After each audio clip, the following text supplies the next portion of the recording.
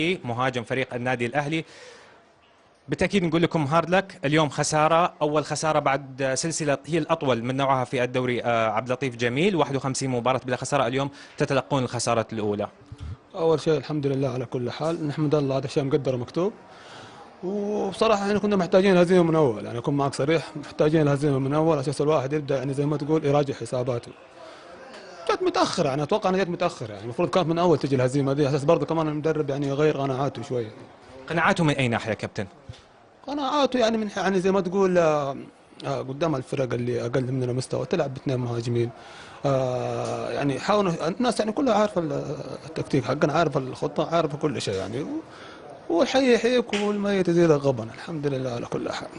أنا شايف أنه كابتن، يعني بالنسبة للسيد كريستيان جروس أنت شايل عليه كثير، يعني من أول تقريبا في منتصف الموسم كان ما يشاركك وتحدث أنه شاركني، ومع ذلك استطعت أنه أنا أقدم مستوى. الآن كمان يعيد ويبعد مهند عسير وضعه في قائمة البدلاء.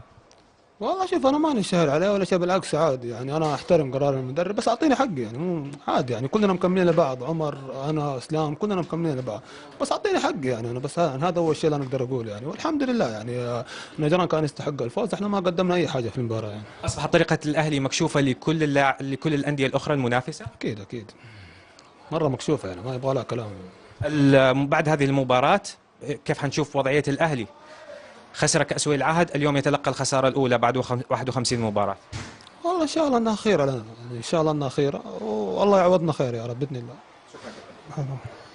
شكرا مهند.